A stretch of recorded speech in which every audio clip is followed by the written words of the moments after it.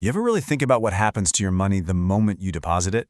It feels safe, right? Secure, just kind of sitting there waiting for you. But is that what's actually going on behind the scenes? Well, let's pull back the curtain. So let's get right into it. When you deposit that money, where does it go? Because the answer to that question, believe it or not, unlocks one of the biggest secrets of our entire modern economy.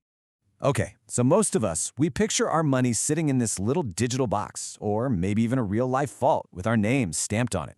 But nope, that's not it at all. The reality is, you've actually just made a loan to the bank. That number you see on your banking app, get this, it isn't actually your cash. It's an IOU. It's the bank's promise to you that says, hey, we owe you this much, and you can have it back whenever you ask. This one little shift in thinking, it's the key to understanding everything. So, if you're lending the bank your money, what in the world are they doing with it? Well, this is where things get really wild. They're using it to power the engine of our economy. And, in the process, they literally create new money. Pretty much out of thin air. The whole system is called fractional reserve banking. And the most important word there, the one you really got to remember, is fraction. See, banks don't have to keep all your money just sitting around. Nope, they only need to hold on to a tiny piece of it. Let's just use a number to make this super clear. Let's say the reserve requirement is 10%. It's a pretty common number. All that means is for every dollar you deposit, the bank only has to keep 10 cents on hand. Just 10 cents. All right, let's watch this in action. Picture this. 10 people walk in and each deposit $100. The bank now has $1,000. Okay, using that 10% rule, it keeps $100 in the vault and then it lends out the other $900. But here's the magic.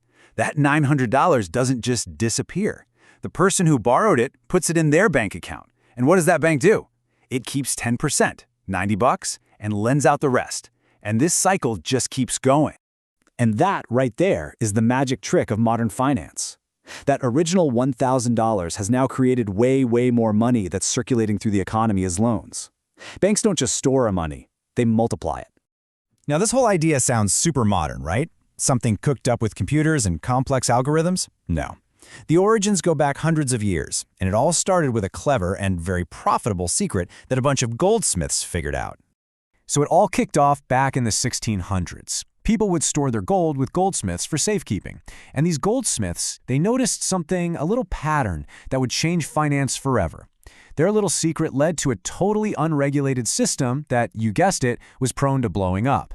This created the infamous bank runs of the 1800s and eventually led to the total catastrophe of the Great Depression, which finally forced governments to step in and create the safety nets we rely on today.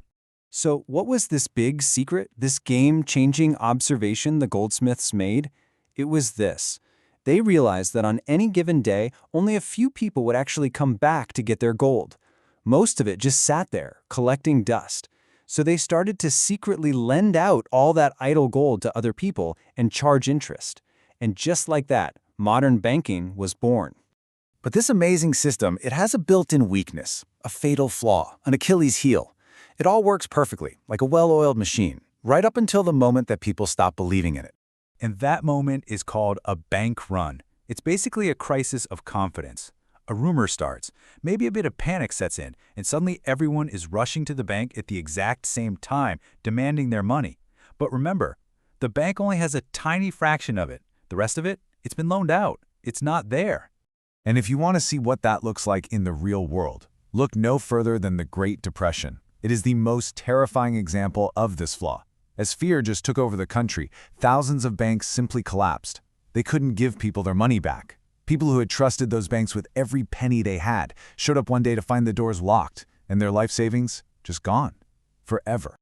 Okay, so if the system is that fragile, you have to be asking, why on earth are we still using it?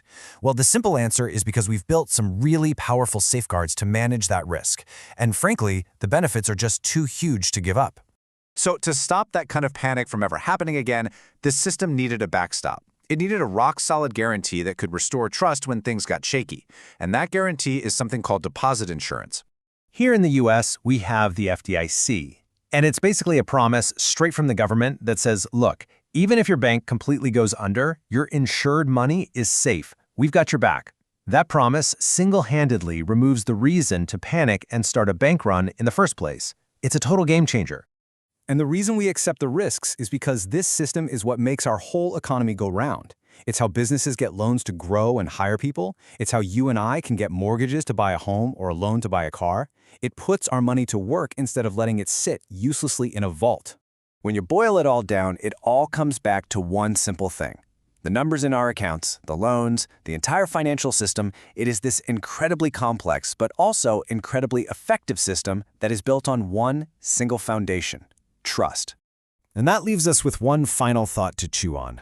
Even with all our modern protections, the basic machinery is the same as it was in the days of the goldsmiths. It all hinges on that collective trust.